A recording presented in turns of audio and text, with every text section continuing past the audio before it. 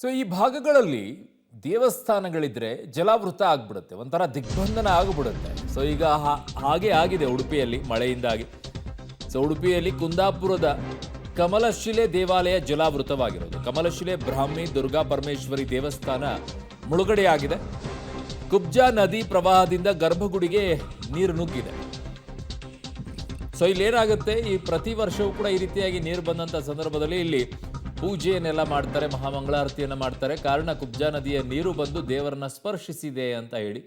So ಅಲ್ಲಿ ನೋಡ್ತಾ ಇದ್ರೆ ಈ ಪೂಜೆಯನ್ನು ಮಾಡುವಂಥ ದೃಶ್ಯ ಇದು ಉಡುಪಿಯ ಕುಂದಾಪುರದ ಕಮಲಶಿಲೆ ದೇವಾಲಯ ಜಲಾವೃತವಾಗಿದೆ. ನೀರು ಕುಬ್ಜಾ ನದಿ ನೀರು ಬಂದು ನೇರವಾಗಿ ಬ್ರಾಹ್ಮಿ ದುರ್ಗಾ ಪರಮೇಶ್ವರಿ ದೇವಸ್ಥಾನದಲ್ಲಿ ದೇವರ ಪಾದಕ್ಕೆ ಸ್ಪರ್ಶವನ್ನು ಮಾಡಿದಾಗ ಈ ಮಂಗಳಾರತಿಯನ್ನು ಮಾಡ್ತಾರೆ. ಪ್ರತಿ ವರ್ಷವೂ ಕೂಡ ಇದು ಕಾಣಸಿಗುವಂಥದ್ದು. ಒಳ್ಳೆಯ ಉತ್ತಮ ಮಳೆ ಆದಂಥ ಸಂದರ್ಭದಲ್ಲಿ ಆ ಭಾಗದಲ್ಲಿ. ಸೊ ನದಿ ತೀರದಲ್ಲೇ ಇರುವಂತಹ ದೇವಸ್ಥಾನ ಇದು.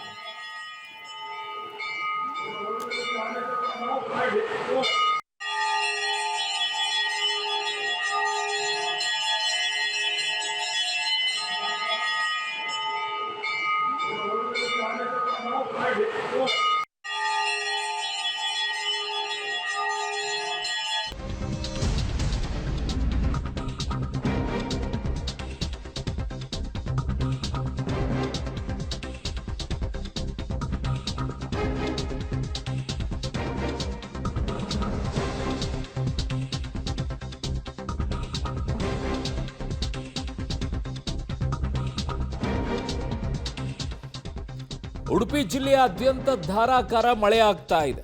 ತುಂಬಿ ಹರಿತಾ ಇದೆ ಸ್ವರ್ಣ, ಸೀತಾ, ಸೌಪರ್ಣಿಕಾ ನದಿ.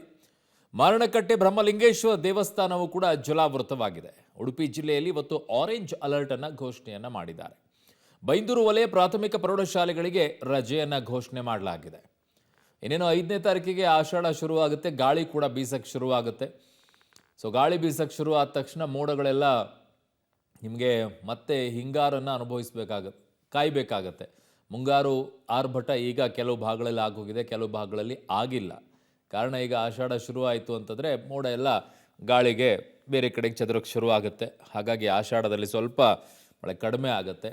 ಮತ್ತೆ ಹಿಂಗಾರು ಯಾವ ರೀತಿಯಾಗಿರುತ್ತೆ ಅನ್ನೋದನ್ನು ನೋಡಬೇಕು. ಸದ್ಯಕ್ಕೆ ಈಗ ಇನ್ನೊಂದು ನಾಳೆನೇ ಆಲ್ಮೋಸ್ಟ್ ಆಲ್